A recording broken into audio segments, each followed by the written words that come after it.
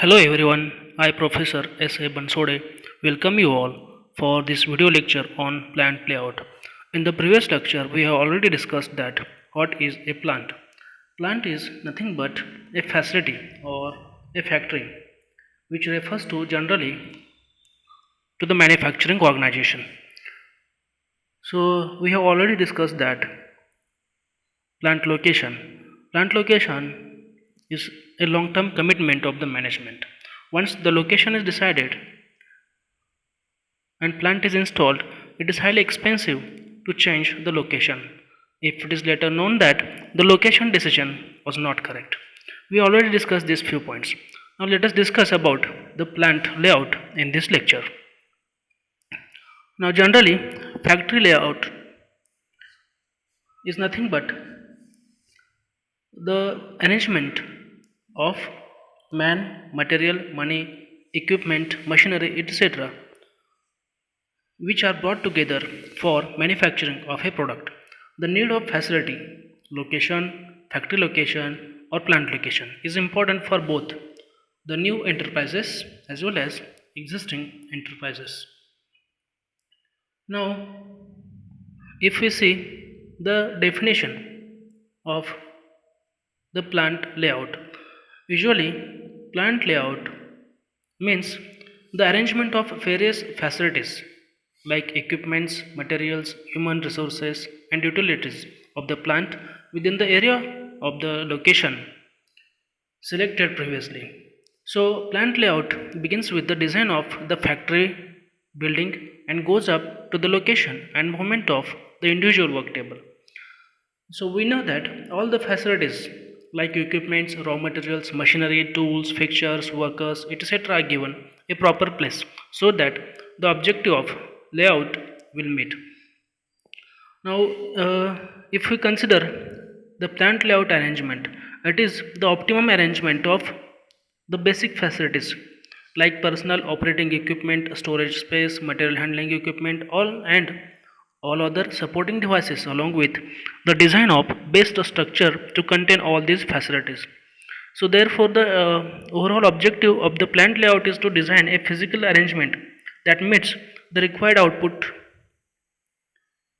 with respect to quality and quantity, and that should be the most economical one.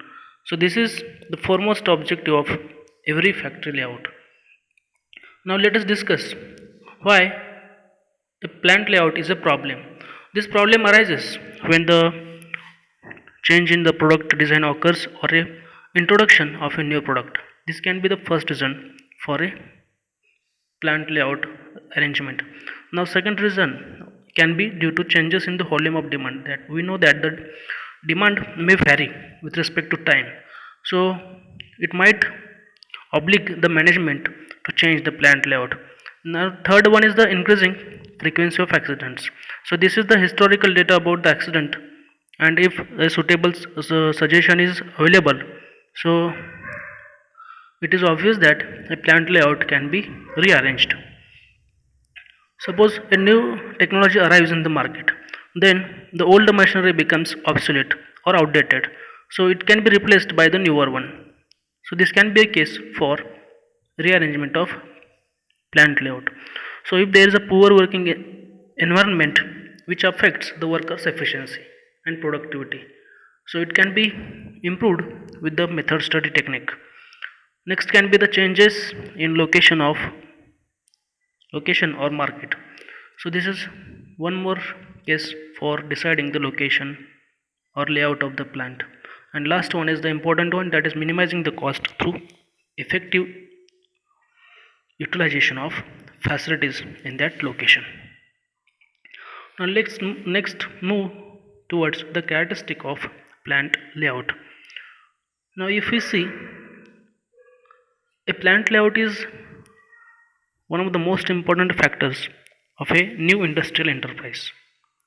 After deciding the location of the plant, it is related to planning of the space available for all the activities and facilities associated with manufacturing with a view to enable the plant to function effectively. So, the plant layout has certain characteristics. Obviously, these characteristics meet the objectives. Later on, we will discuss the objectives. Now, first characteristic is there should be a smooth flow of production. That means the plant layout should be in such a way that there must be a smooth flow of production. Raw materials and workers must have access to each machine without any difficulty or delay. Second characteristic is maximum utilization of available space. So space utilization is important one here. So an efficient plant layout must be in such a way that it utilizes the maximum of the space available. Third characteristic is the facilities, the movement of men, materials and machines, etc. So there must be sufficient space left between the different machines so that raw materials, workers and machines move very easily from one place to another without the fear of accidents. So there should be a smooth flow and these handling equipments must be available. Fourth characteristic is related to the material handling. So it involves the material handling at the optimum way. That means it should be the minimum one. The various machines in a good layout must be arranged in such a manner that the product of one operation may pass on to the next operation with a minimum of material handling. So it will decide the wastage of raw materials and labor hours. The next characteristic is related to the working conditions. So a good plant layout must have the facilities such as water, ventilation, retiring room, that is relaxing room in the plant, and it should also safeguard the health of the workers. The health, safety and security of the workers is important. And next one is the flexibility. So flexibility means a good plant layout must be flexible enough so as to incorporate any change in the management policies, or sometimes it must be capable of accommodating new equipment to meet technological progress or increased production requirement or to eliminate the waste. So next characteristic is the location of stores. So stores should give easy access to the other departments about the raw materials, tools, equipments to the concerned department with ease access. Next characteristic is a good plant layout must facilitate a better supervision and control for better coordination among the supervisors. So next, ninth characteristic is the provision of safety. So in a plant layout, the safety for workers should be given the due importance. Necessary instructions must be given to them about the risks involved while working in a certain type of machines. So there should be the provisions of Factories Act and they must be followed in real spirit. And last important is coordination and integration. So if the plant layout is efficient enough, it is possible to achieve maximum with coordination and integration among men, materials and machines. So these are the important characteristics of a plant. Now if we correlate the characteristics and objective of plant layout, they are highly synonymous. So if we see the objectives of plant layout, first one is the handling and transportation of material should be minimized. There should be there should not be any bottlenecks or points of congestion of materials while movement of raw materials and semi-finished goods. So workstations are designed suitably and properly. So suitable spaces are allocated to production and service center. The movements made by the workers are minimized. Waiting time of semi-finished goods is minimized. That means delays should be avoided if it is possible. Working conditions should be made safer, better and improved so it can give another dimension for increasing the productivity. There is an increased flexibility for changes in product design and for future expansion there is a utilization of cubic space, that is length, width and height of the space should be utilized for maximum storing capacity. There should be the improved work methods and reduced production cycles. It can eliminate the wastes. So plant maintenance is simpler. There is an increased productivity and better product quality with reduced capital costs. So these objectives are correlated to the characteristics of plant layout. Now let us see the principles of plant layout. Now the principles of plant layout are related to the integration and coordination of the plant, the minimum distance principle, cubic space utilization, principle of material flow, maximum flexibility, safety and security, and satisfaction, and last one is the minimum work handling. Now if we consider a plant layout, there are various principles, but the art and skill of the workers are important while deciding the layout. So there is much research work is carried out to develop a scientific approach for solving a plant layout problem. So out of those research are the important of heuristic approach, mathematical models and computer aided computational techniques for balancing the assembly line. There are few principles which we discuss here for the plant layout design. So first principle is about the integration. It means that the production centers, like production center facilities like workers, machinery, raw materials, etc., are put in logical and balanced manner. So there should be a systematic and scientific arrangement. Next principle is related to minimum distance. So minimum distance means what? So material handling or path of movement should be arranged in such a way that the distance traveled is minimum. Third principle is about the cubic space utilization. So it tells that the floor space of a room, if the ceiling height is utilized, more materials can be accommodated in the same room. Boxes or bags, such things which contains the raw material or goods, can be stacked one above another to store more items in the same room. So overhead material handling equipments save a lot of valuable floor space.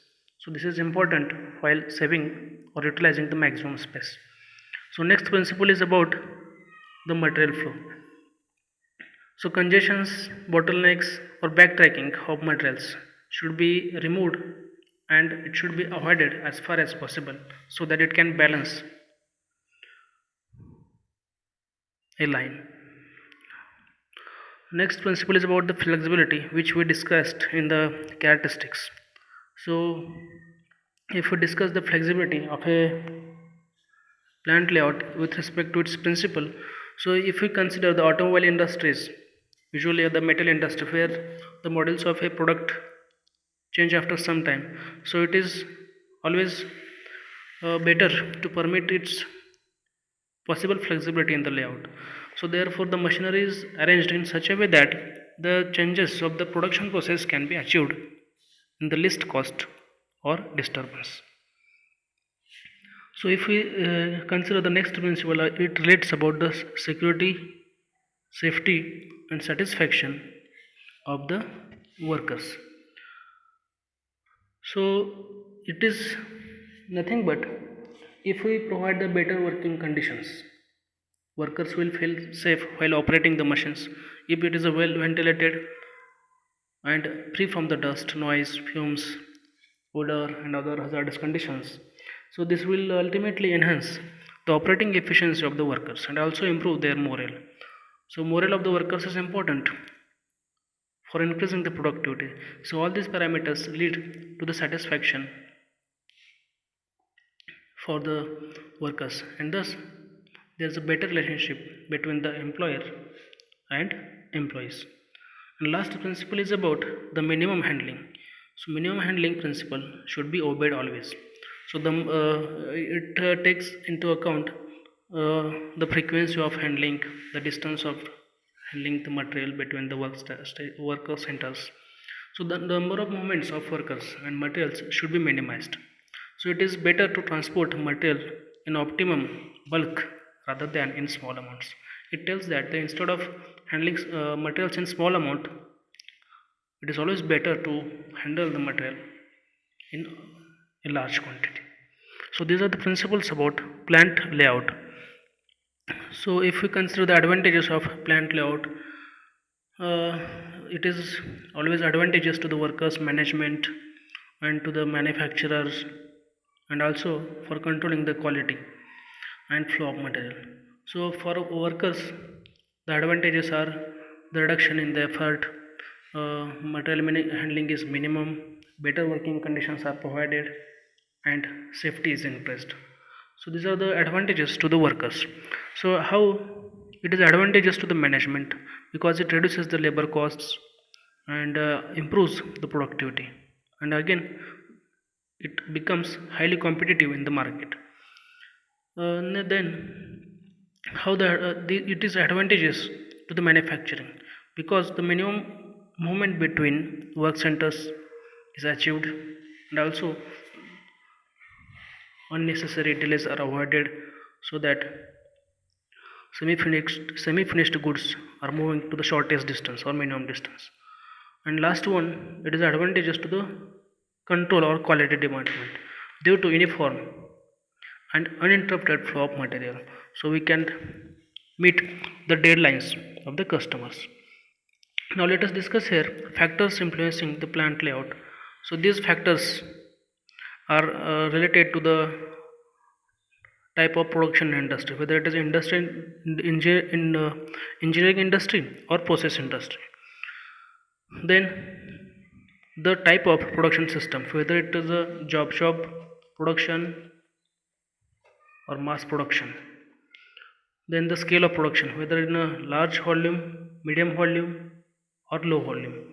Then the availability of total area, arrangement of material handling systems, type of building, whether it is single story or multi story, future expansion plans, and last one, the type of production facilities which are dedicated, whether they are dedicated or general purpose. So these points in general affect the plant layout, and they should have been given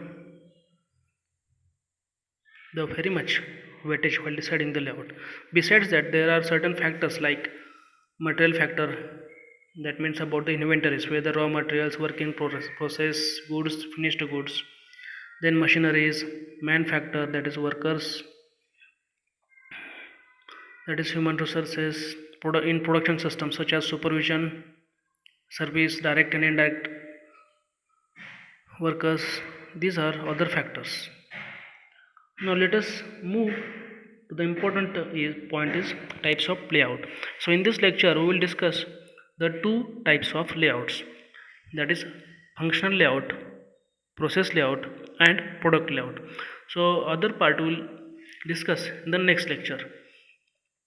So now let us come to the first point, functional layout. Usually these are the four types of layouts: functional layout, product layout, fixed position layout, group technology layout. According to the arrangement of machines or work centers, they have been classified as per the need of a product to be machined. Now let us see first the process layout or functional layout. So if we consider a process layout or functional layout, why it is called as functional? Because this layout has characteristics such as it keeps the similar machines or similar operations at one location or one place. So as per the sequence of operations to be carried out, these machines are grouped at one location. So this is called as functional layout, since machines are arranged according to their location. So let us take an example of a workshop. We can observe all the lathe machines are arranged in one section, while milling machines are arranged in other section. So this type of layout is generally used in industries where job order production or non-repetitive kind of manufacturing or maintenance activities are carried out. So if you see that all the lathe works are done at one section which consists of one or more lathe machines as required. Similarly,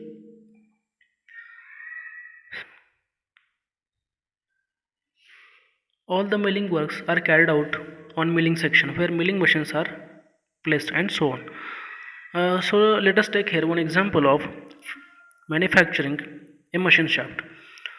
So it consists of the following operations such as shaping, drilling, milling and lathe operation. For that the component is issued from the store, then it has to be traveled to the shaper section where shaping machines are available. Then it is to be moved to the drilling section for drilling purpose. Then it has to be traveled towards the milling and then lastly lathe section. Now the final component is transported to the inspection department and thereafter it is transported to the store. So this layout we observe in this figure. So this is usually used in applications or layout arrangements such as hospitals, workshops, printing process, office building, etc., or universities.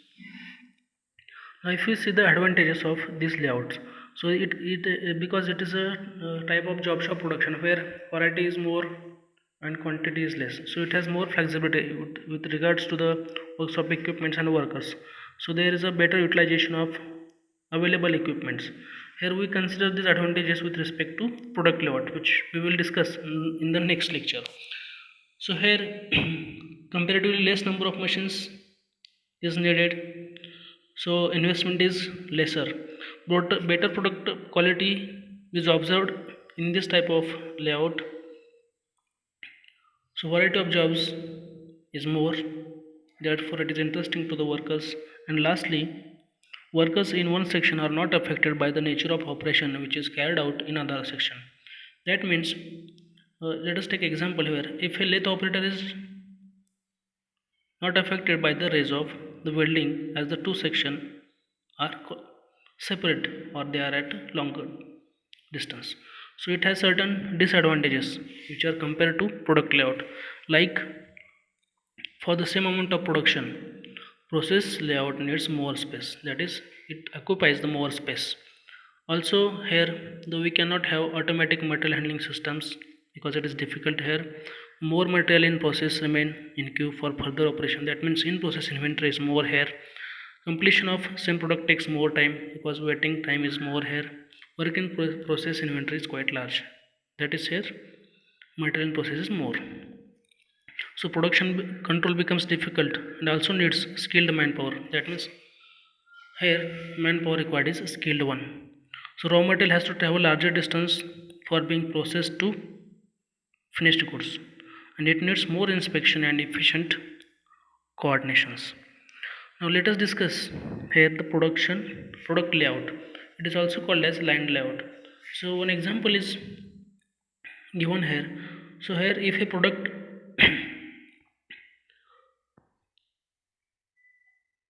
if a product is to be processed through the operations such as turning, milling, drilling, assembly, inspection, and lastly packing and dispatch.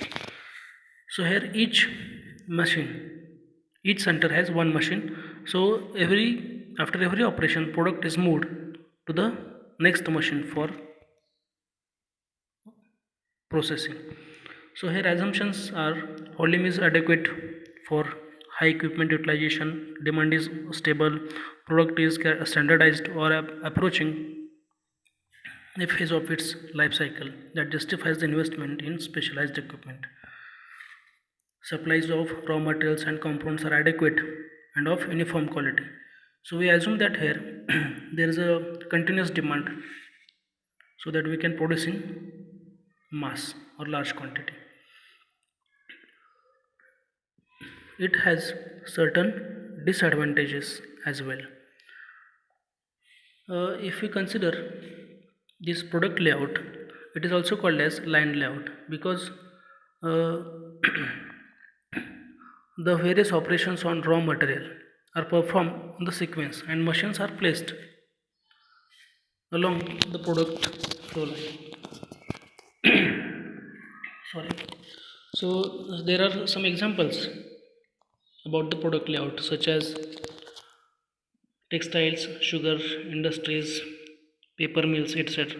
From these examples, we can say that there is a large volume of production.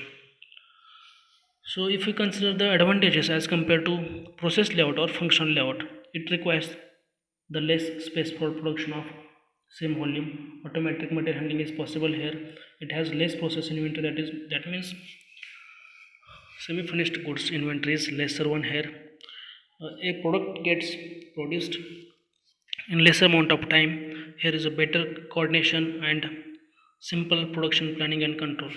So also there is a smooth flow of material and less skilled workers may serve the purpose because here uh, automation has better scope.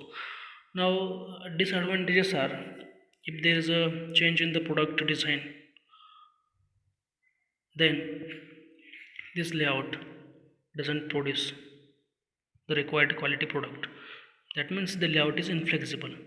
So if any of the machines has a problem, then the entire process gets halted. So machines, if the machines in line fails, any of the machines, then it may lead to the shutdown of the complete production line. So this is how the product layout involves the higher capital investment. Next one, it involves the excessive idle time for other machines if the production line is not adequately balanced. Here, line balancing is most important one. Now, though it involves the less supervision as compared to process layout, sometimes here inspection activity has some problems or it is difficult because if inspector is busy somewhere in other lines, so it is quite difficult for inspection purpose. Last one, it is difficult to increase the production beyond the capacities of line.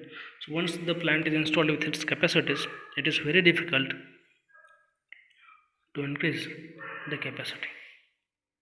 That is production beyond the design capacities. Now let us stop here in this lecture. In the next lecture, we will discuss the remaining types of layouts.